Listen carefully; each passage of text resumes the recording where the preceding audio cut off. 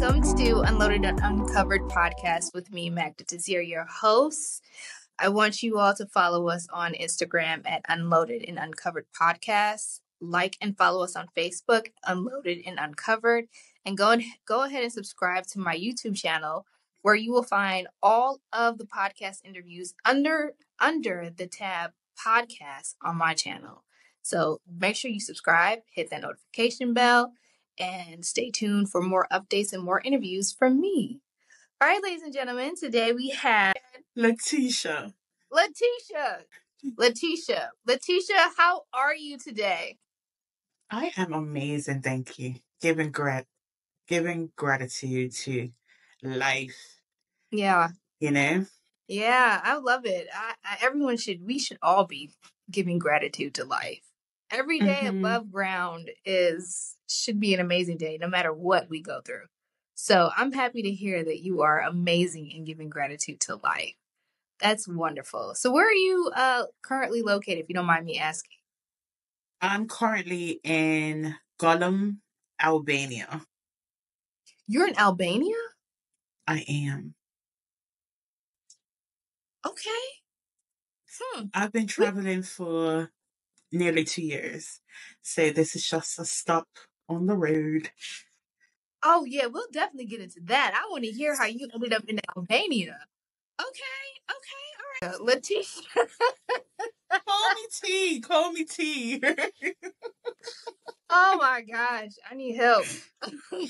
Leticia, could you tell us about who you are? And yeah, let's start there. Tell us about who you are. I am now an empowerment coach. I am a mother of 2 amazing human beings. I focus on helping women get out of survival mode. Why? Because I spent 20 plus years in it. And I know how hard it is to overcome surviving something traumatic and moving forward. Surviving is amazing, but thriving is the goal. Yeah. A lot of us are in survival mode. I know I've been in survival mode for the longest, so I totally want to get out of it and live my best life at the young tender age of 35. So how did you get? So tell us your backstory first of all. Like, how did you move towards being this coach, and helping women to thrive? How did you? Yeah, tell us how you did that. Okay, so I was plunged into survival mode at 7, and that's an early age, but that was my truth. 7 years old, my parents were, my mom was getting remarried, and I had a conversation with my father about why my parents got a divorce in the first place. He told me that my birth was the reason why they got a divorce. What? Which was ludicrous to me. But it created a narrative for me that I was unlovable. I was unworthy. Like, how do I come into this world and rip apart the most important relationship of my being, right? The relationship that created me. And I spent a lot of years as a result of that, feeling unworthy, looking for love, in all the wrong places. Both my parents remarried. Both of their spouses wanted nothing to do with me. So I found myself in between 2 family units, having to manage that. And by the time I was in my teenage years, I managed that by getting on demand that anybody that showed me attention. So I was promiscuous from a very young age. And I thought I was somebody as a result of that, having men in their 20s and 30s showing interest to me when I'm 12 and 13. That meant a lot. And I ended up in a relationship at the age of 14 with someone who was 29. And that relationship was abusive. It wasn't abusive right away, but it created this dynamic for me. He was my knight in shining armor. Right? It allowed me to escape from what was going on in my household. That neglect, emotional neglect that I experienced as my from my mother and my father, the rejection that I experienced from both of their spouses, here is this guy telling me everything that I wanted to hear. And Right. me not being emotionally mature enough to understand that I was actually being grieved. I was actually being taken advantage of. When he abused me the first time, he choked me. I was 15. And I knew that a man should not put his hands on a woman or a girl. Like, that's not a dynamic that I knew was right. And I knew to leave. But what I didn't understand was the cycle of abuse. I didn't understand how abusers reel you back in. So I was reeled back in like a prime catch on someone's fishing line. And I continued in that cycle of abuse because, first of all, not only am I with this man that my mother was like, you cannot be with him. He is twice your age. What would he want with you? So my young emotionally immature self just thought she was cock blocking, right? Because I don't have a great relationship with her. Right. Um, but so the relationship in itself was taboo. But Mm-hmm. now he's put his hands on me. I don't Right. have anyone to talk to about this. So I continued in the relationship. I was manipulated and controlled for years.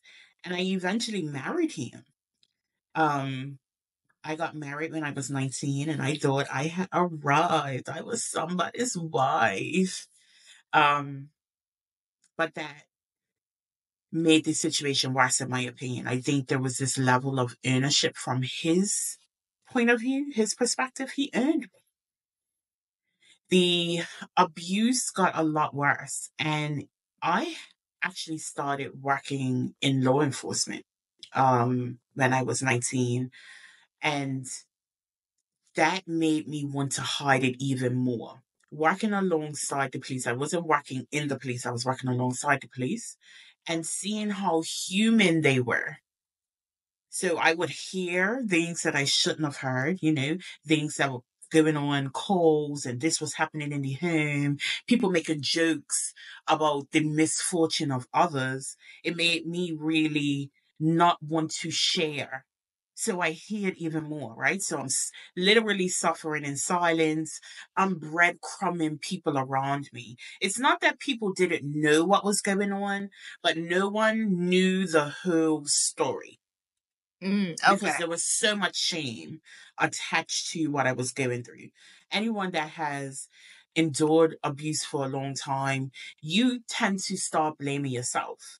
You Yeah. know what's going on isn't right, but you feel almost stupid for putting up with it. So Right. you Yeah. don't talk about it, right? Yeah. You don't want to be judged because in our society, unfortunately, the victims are often blamed, right? Yeah. Or shamed. So you don't want to bring other people's judgment on you when you're already heavily judging yourself. Exactly. Yeah. So 3 years into my relationship, I mean 3 years into my marriage, my husband stabbed me. Um He stabbed and that you? he stabbed me. And it was a result of him finding out that I was talking to some other man. And at that point I had realized I kind of wanted out of the relationship.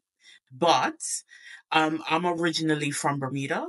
At 20, I was not able, or 21, I was really not able to go out and get an apartment. I didn't know how to take care of myself, right? I left my mother's house to move in with this man who took care of me. I was fearful of what my next chapter would be like. So I stayed and I did my best to manage, but that night he stabbed me. It's a very interesting story. I like to tell at least this part. My friends who knew I had been in this relationship for a very long time used to come to me for relationship advice. And Okay. one of my friends that day called me and she was like, going through all of this crap in my relationship. And in an effort to offer her some support, I opened up Until Today by Ian Van Zandt randomly. It's like a daily devotional. And I read this section, this passage to her, and it was talking about how people are in our lives for a reason, a season, or a lifetime. And Yeah. oftentimes we struggle with our interpersonal relationships. I'm paraphrasing, but we're struggling with our interpersonal relationships because we're trying to keep someone in our life that was only meant to be there for a reason, for a lifetime. And I had this aha moment like, oh my gosh, this is why this relationship is not working. Like, I'm not supposed to be with this guy, you know. And it almost forced me to take, like, to reflect on myself. Like, I felt like I was literally choking on my hypocrisy as I'm reading this and encouraging my friend, right? Like, I don't have the courage to walk away from this relationship, but I knew I wanted out. Yeah. Well, the universe provided that for me. The universe says you want out, baby girl, so we're gonna get you out of this situation. He came here that night, wanting to argue about the fact that I'm talking to other men. And he told me the only way that I was gonna leave the house that night was in a body bag. He He told you wait a minute, wait a minute. He told you the only way you were going to leave out of the house was in a body bag? was in a body bag. He had every intentions of killing me that night. And I remember running to the phone and calling my mother and was like, listen, I need you to come get me right now. Like, it was like 1 o'clock in the morning. I need you to come get me. And, this is back in the times where landlines were very popular. He literally pulled the landline out of the wall and he barricaded us in the bedroom. And whenever I talk about this experience, I always talk about it as if I was watching a movie. It was literally an out of body experience. I didn't process being stabbed. I didn't process me bleeding. I didn't process anything other than I need to get out of this house. I need to get out of this house. We were living with someone at the time, and that person came home and must have heard all of the commotion and broke into the room, which gave me the opportunity to run out. And he followed behind me. He tried to stab me again. And his friend, who we were living with, literally pushed me out of the house. Like, he was like, you gotta go. You know, that saved my life. And I didn't know if my mama heard me. I didn't know if anyone was coming. I didn't know what to do. I still didn't realize that I was bleeding. I didn't realize I had been stabbed. Adrenaline is something. I Yeah. mean, it protects you in multiple ways, right? When my mother finally did show up, that's when I realized. She's like, "You're bleeding. Like, what happened?" Um, and there was, an altercation even after that. He came outside. He started throwing my stuff outside. It was just like this whole confusion. Um, I didn't go to the hospital. I did not want the police involved because I didn't want my business getting back to the people that I worked with. Like, again, I'm from Bermuda. Bermuda is 21 square miles with 65,000 people. Um, I graduated in Georgia Dome, which holds more people than are in Bermuda. So that just gives you a sense of the level of shame, the level of embarrassment, and the level of pride I was carrying at the time. Right. So I leave. I managed to get the bleeding stopped. Luckily, they were superficial wounds, nothing super deep. I went to my doctor the next day and got stitches. But even in that, that would have been what I would have considered at that age my lowest point. I was Mm. still neglected by my mother. I thought I was going to go to her house and unwind and try to catch myself. And she was like, you can't stay here.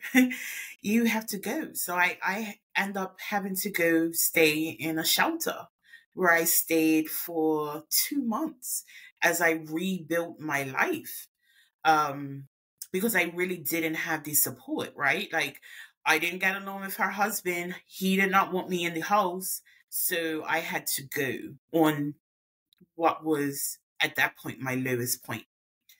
So I eventually rebuild my life.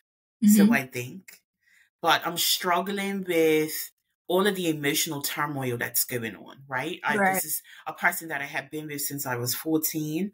I'm now in my 20s and I don't know who I am as an adult.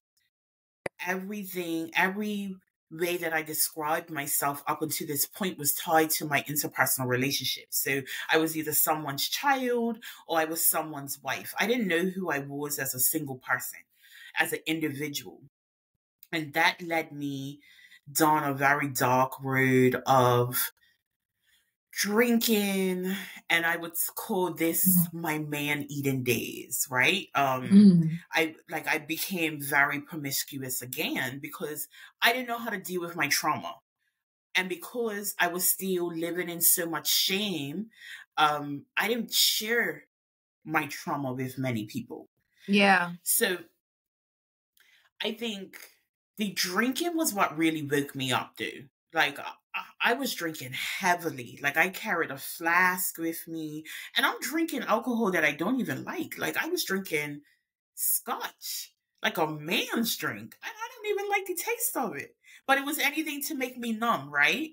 And I think it was this realization like, girl, what are you doing? Why Yeah. are you doing this? Like, and I caught myself. I caught myself. So I decided to leave Bermuda and I went to Atlanta to university. I went to Georgia State. Um, I thought I was healed. I thought by removing myself from those situations and those memories of what I had been through, that healing was just ushered in. But I ended up in another toxic relationship. I met this guy. He spoke all of these sweet nothings to me that I always wanted to hear. Um, only to find out that he was a cocaine addict who like drained me of everything that I had. And once he drained me of all of my financial resources, I found out that he was a married man. Um, yeah. And I thought, okay, so I need to take a break. I need to take a break. I need to catch myself. I need to reinvent myself because like something's not going right here. Right. Like, you know, things are not working. So I took a break for a little while. I worked on me. I didn't go to therapy, but I love Ian Levinson. I bought all her books. I worked through all of her workbooks. I like really sat in silence for a while to try to process the lessons that I learned along the way. And then I started getting lonely because like I've been in relationships or situationships since I've been 12. Like I don't know what it's like to be single, you know? And I remember having a conversation with somebody, and I was like, I'm so terrified of getting into another relationship. I don't trust myself because I don't know how to pick a good man. Like I don't know, right? Yeah. Um, so they told me write a list of everything that you want. And because I was still in a place of processing my trauma, Hmm. I wrote a very superficial list, right? Like he had to be Hmm. 6'4", he had to, It good sounds cock like, game. don't mean to cut you off, but there's a lot of like videos that I've come across, and the typical criteria for the men that the women want is like tall, dark, and handsome. So it seems Pretty like much. okay, got it. You know, I never even considered like emotional intelligence and relationship with family. Like none of that was a priority to me, right? Yeah. I wanted somebody to come in and satisfy me. I wanted somebody to come in and complete me. Do you think that was Um, that stem? Do you think that stemmed from your relationship with your ex-husband? More so my relationship with my father. I was looking for the love that I didn't get from him. Yeah, And I yeah. had the awareness then. I had the awareness then. So anyway, I meet this guy that like literally checked off all of the boxes. And the first year was absolutely like fairy tale. Like, Okay. I mean, I can't believe, like, this is my guy, this is my person, this is everything that I ever hoped it would be. Right. Um, then one of his family members died, and he relapsed on crack cocaine. Is this the same? Is this the same? This is No, a different one from college. this is a different one from college. Um, but now I'm so entangled in what was that I almost feel stuck, right? Like I don't know how to get out of this now. Because I'm so in love. Um, I always felt obligated to support him. Um, Even though now I had a better understanding of addiction, I still wasn't able to set boundaries that I was willing to uphold. Yeah. Because I set them, but it was just empty noise, really. I still stayed in the chaos. Um, Unbeknownst to me, he was involved in stealing from his job. He was a chef. He was stealing like high end meats, a lot Wait, of them. he was stealing high-end meats? This is a Like, first I've ever heard of yes, that.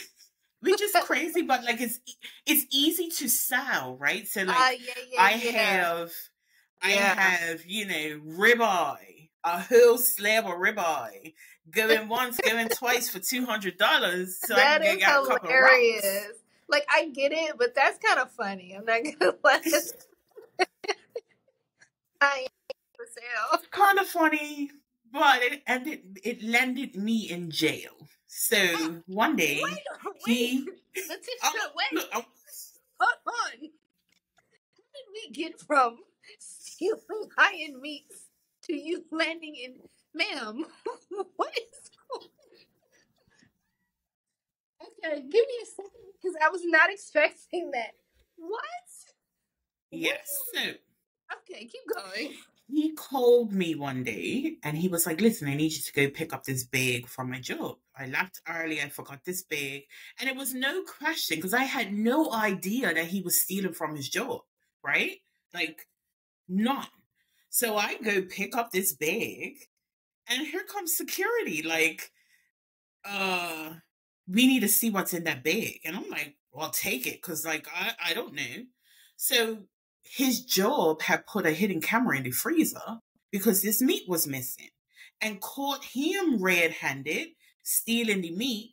They just couldn't figure out how he was getting it out of the job. And that day it was me. So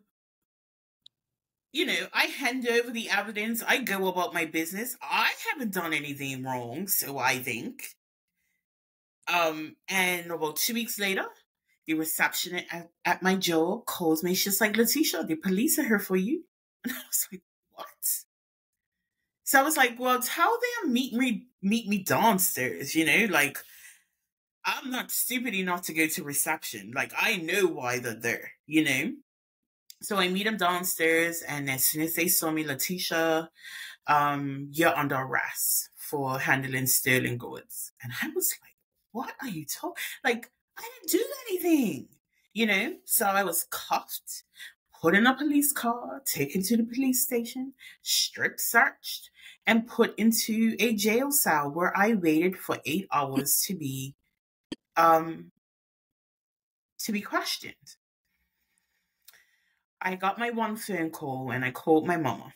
As contentious as our relationship was, I called her and I was like, listen, I got arrested for, this Sevences stealing. Like she knew what had happened. And she was like, what you mean? I was like, yeah, I'm at the police station right now. And I was like, I need you to get me a lawyer or something because like this has nothing to do with me.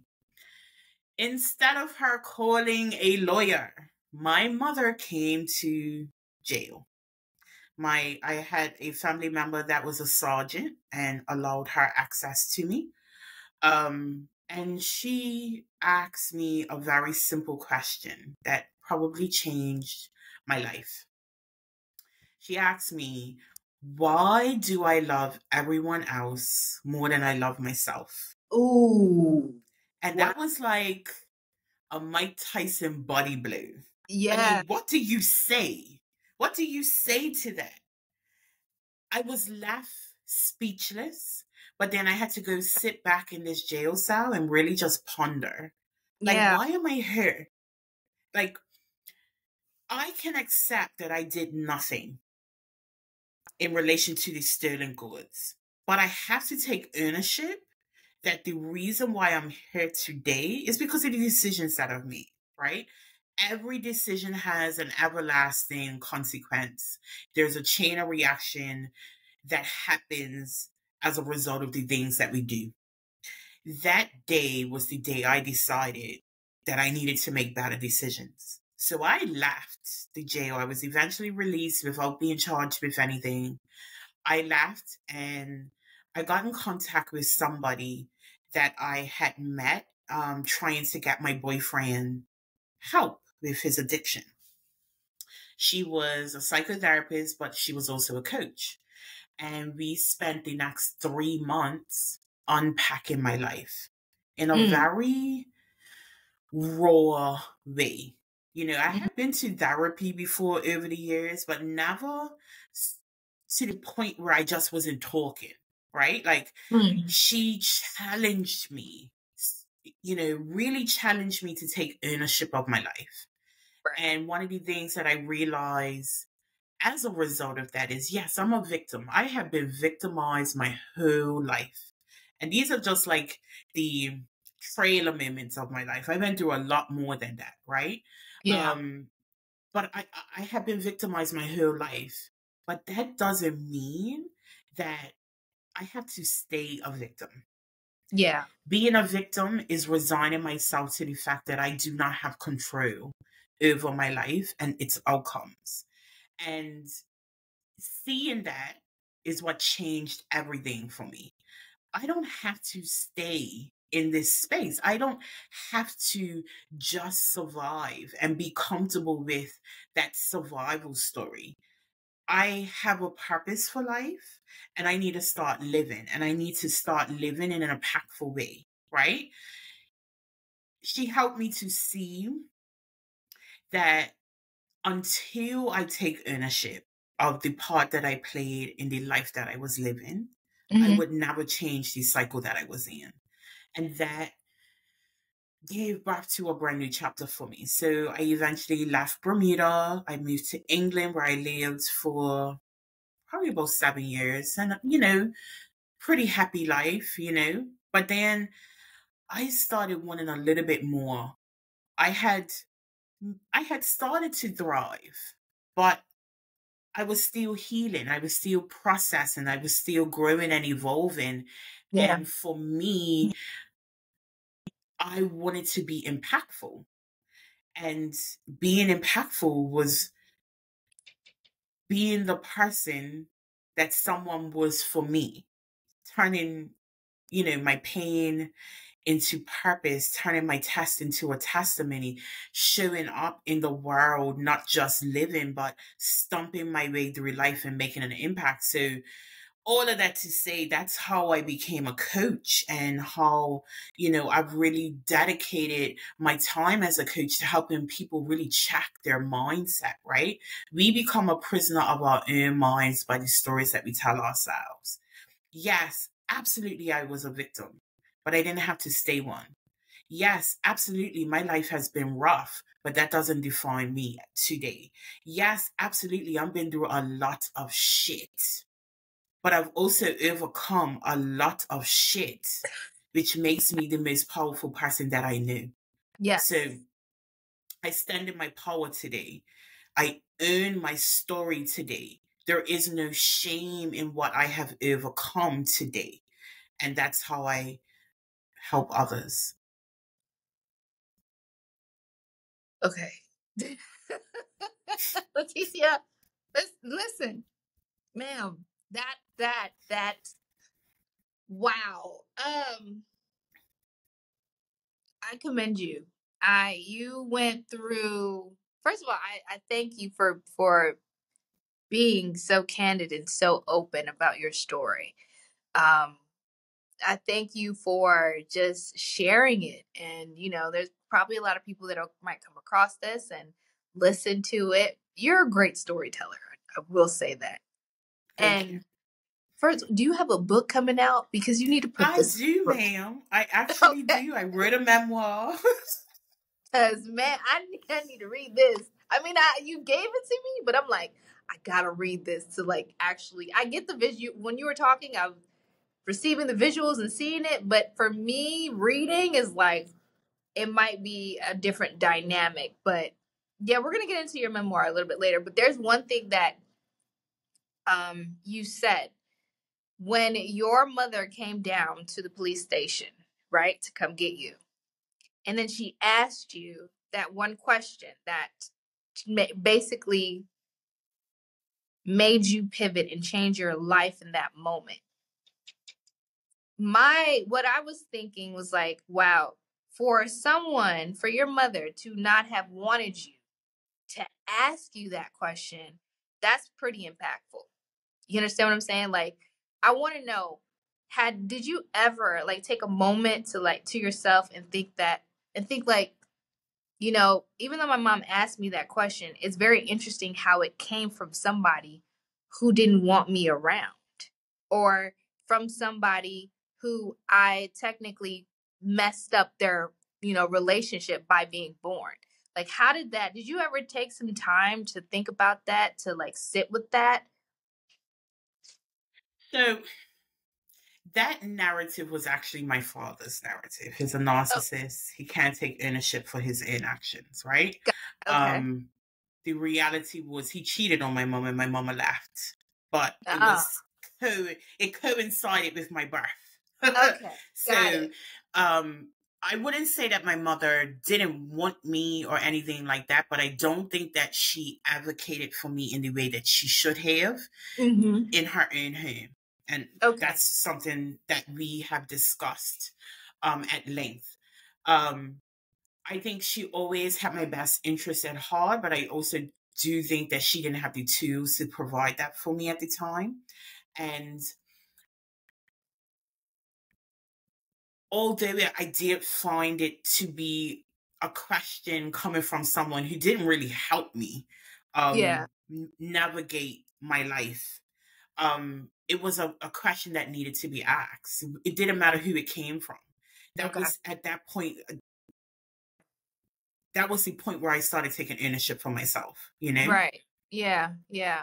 Because I was just thinking. I'm like, I know that, as you just said, she didn't advocate for you and things like that. I was just wondering, like, that probably would have made me think of, if my mother is asking this of me, this question, does that mean she didn't love herself enough to show me what it is and what it looks like to love yourself and to not put yourselves into situations that you've gone through and you went through. So that's why I was like, I wonder, how did you perceive that? How did you take it? And I don't know, it's just well, this is for me because I come from a Caribbean household too. I'm Haitian, so both of my parents are Haitian, so I get it. Hmm. I understand 100%. Both of my parents have narcissistic tendencies. They were very neglectful. They do not take ownership for nothing that they have done. Hmm. And right now, at the tender age of 35, walking into 36, it's a battle for me. Because the little girl really wants that. I'm not saying looking for an apology, but I want you to take ownership for the crap that you did. And having this conversation with you and listening to your story, and there was another young woman that I talked to yesterday, even though she is in her 50s, y'all still are young.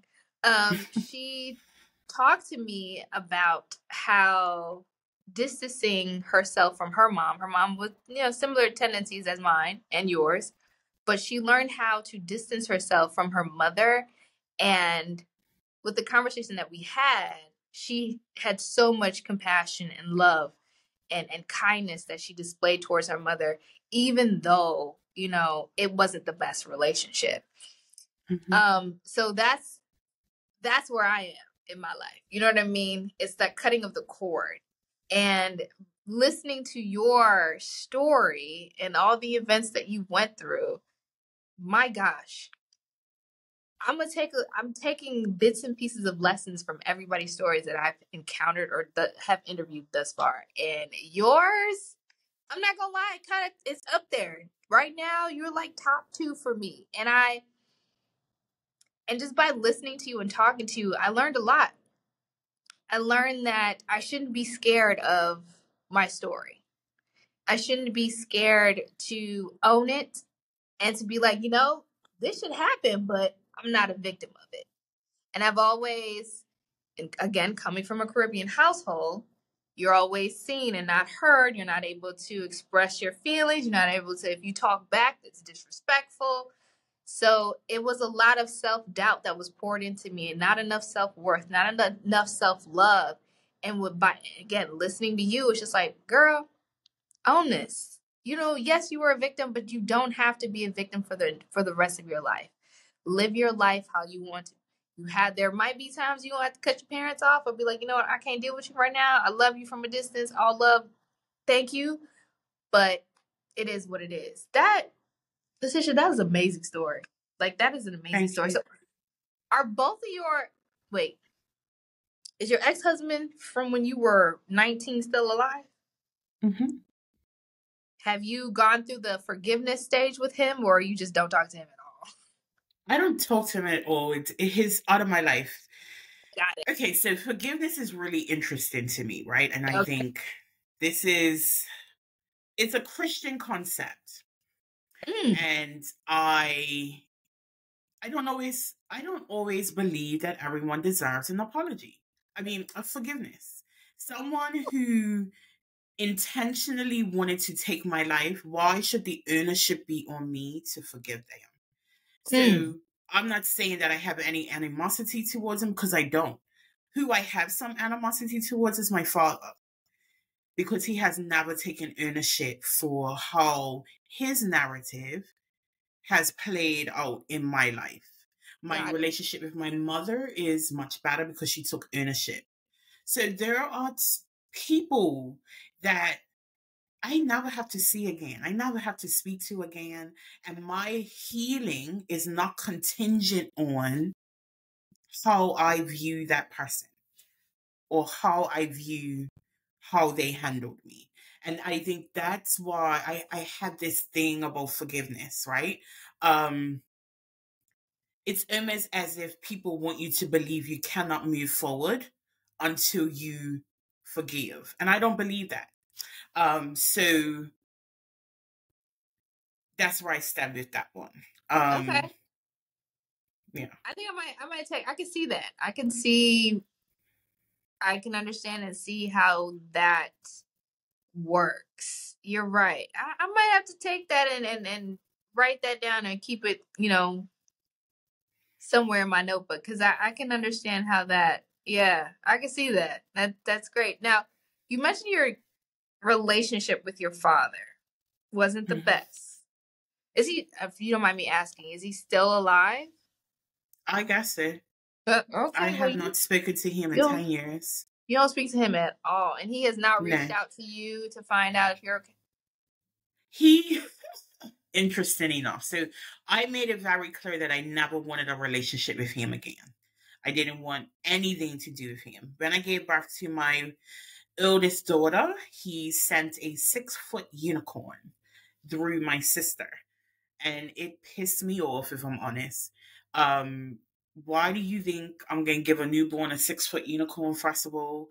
And why do you think that that is appropriate when we haven't spoken in years and you still haven't taken ownership for the part you played in the destruction of my early childhood? So that went straight in the trash. And yeah, we're not going Okay, to act like things didn't happen. And we're not going to act like a 6 foot pink unicorn is going to change the fact that you need to take ownership for the part you played in my life. interesting. Okay, hey, listen, I'm all for it. Hey, however however your relationship is with your father, I respect it, and we can move I'm at forward. peace with it. That is I, amazing. I I refuse to stay tethered to people Yeah, that interrupt my peace. And it yeah, doesn't matter what the rule is in my life. got it. That okay. You said enough. Snaps, two snaps there. I'm okay with that. So yeah, so let's get into your memoir. When is your Yes. memoir releasing, and is this about what you just told me right here today? Some of it and some more. So I don't have a release date yet because I have the audacity to shop for a book deal. I have been told memoirs are hard to sell, you're better off just self publishing. But I do believe that my story is one that needs the support of a publishing company because I Okay. don't want it to end up number 1,365,425 on an Amazon book list. So, yeah, my goal this year is at least getting an agent and start shopping around for a book deal. Absent of that, then I would consider indie publishing, but I'm going to exhaust all possibilities first with in the traditional realm. Um, so the book is called The Formation of a Hurricane. It is me just detailing how I stepped into my full strength. And if anybody knows anything about hurricanes, most times they're seen as destructive. Yeah. But I choose to see it as a constructive Destruction. formation. No, it's not. It's construction clearing.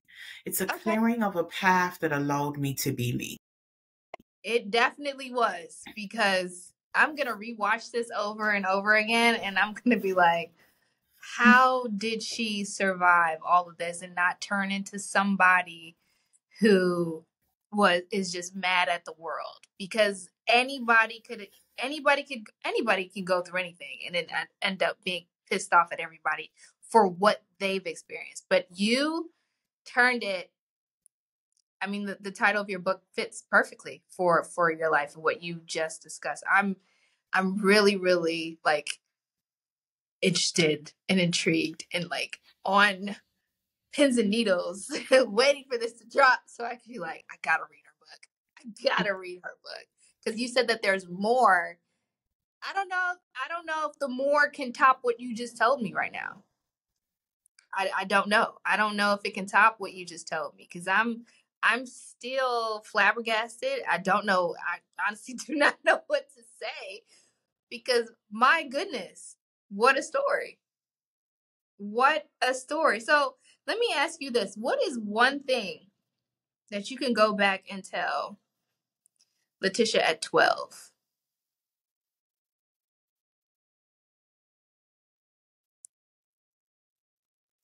Love yourself, accept yourself, trust yourself, and accept.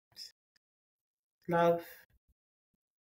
Well, get to know yourself, get to love yourself, get to trust yourself, and get to accept yourself. I think will be what I would tell myself. And Yeah. I'll tell that to anybody. Um, Self love is this thing that seems arbitrary because no one teaches us how to love ourselves. It's just it's assumed that you do, right? And I think being able to love myself was the biggest thing. Mm-hmm. And the love for myself grew, right? So I learned to love myself in my 20s. I learned to love myself even more in my 30s. And by the time I hit 40, love for myself was something that was unnegotiable, right? Yeah. And I don't think that we really know what it is to love ourselves unconditionally. We are Yeah. taught how to love others unconditionally. But when it comes to ourselves, we then hate how we look, we hate what we've done, we hate what we've been through, and it's almost as if it's okay, but it's not. But we don't know different because no one's ever taught us. how to have unconditional love for ourselves. Yeah, that's a big one. That's a really, really big one. And I'm sure you're teaching your babies how to love themselves. Absolutely. I They love have that. daily affirmations. It's Oh, ingrained in them since the day that they could talk. Because I never want them to walk even an inch in my shoes. So that starts with knowing who they are, accepting who they are, loving yeah. who they are, and then trusting what they do. Yeah, that's beautiful. That is beautiful. I'm happy for you. I really Thank am. you. I love the woman that you came to be, have become to be, the woman that you know, strive to be to this day and will continue to be until you take your last breath. So I love that for you, for your Thank you. babies. I love your story. I want to thank you for coming on and talking to me and the listeners that I do have listening and watching because it was amazing. I am taking a whole lot of gems out of your stories, particularly the self-love, because that's a thing that a lot of people we all lack. We all lack. I don't care what we look like. Most of us, you're right, we don't know how to love ourselves. But I hope whoever watches this or sees this or hears this knows that yeah, self-love is important. And self-love is not selfish nor is self-care. I will say that. But Leticia, thank you for coming. Thank you for having me. I Thank you love for your fitting me into your schedule with the huge time difference. Oh no, no problem. Yeah. Oh yeah, because you're in Albany. Yeah. Okay. Before we go, how'd you get there? So, it's always a story for me. I got evicted in England. And I decided to, instead of going into a homeless shelter, instead of going into a homeless shelter, I'm going on the road with my family. So I packed my babies up, who I homeschool, and we have been just traveling through Europe right now for the last 2 years. And I go to places that most Black people don't go, hence being in Albania. Um, it's so funny. When we got on the flight to Albania, I was like, oh my gosh, I think we're the only Black people on this flight. And then this one other Black girl got on the flight. I was like, girl, I'm so happy to see you.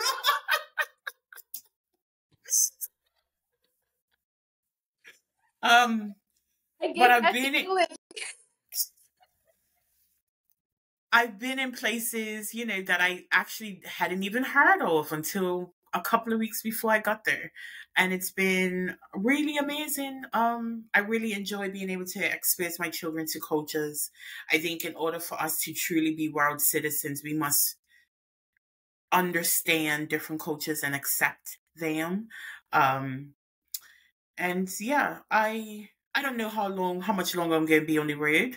Um, Ideally, I would like to visit 100 countries before I stop, but the universe will make that decision for me, and I will trust in its infinite power to have me exactly where I need to be when I need to be there. Yes. Ashe. Amen. All right. I'm here for it all. Thank you so much for coming and telling your story. I loved it. Now don't get evicted again, please. Just Well, you know what? It wasn't my fault. It is what it is. It was the best thing that happened to me in the last 5 years. I mean, let's say last 3 years, because then it's like erasing my children.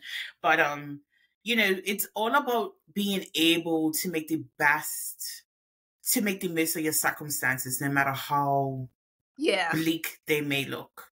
Yeah. And rather than sit on a pity pot like, oh my God, I don't have anywhere to go, I created somewhere to go. And I'm still going. You are with the babies Yeah. in tow. You Yes. you definitely are. All right. We gotta go because we could sit here all day, all talking about talking about you and your life. We could sit here all day, but we have to cut this short. So, ladies and gentlemen, thank you for tuning in. Thank you for watching. Thank you for listening. Do not forget to follow Unloaded and Uncovered Podcast on Instagram at Unloaded and Uncovered Podcast. Like and follow the Facebook page Unloaded and Uncovered. And go ahead and subscribe to this YouTube channel. If you want to watch and keep up with other podcast interviews, subscribe to the channel, hit the notification bell, and all of the podcast interviews will be under the tab podcast on my channel. Thank you, Leticia, for coming. Thanks for having me. Thank you. I enjoyed it. And I can't wait for your book to drop. And let me know when your book does drop. Please email me and let me know. I will. I want to read this. This might be a page turner. I definitely want to read this. Thank you, everyone, for tuning in. I'll see you next time.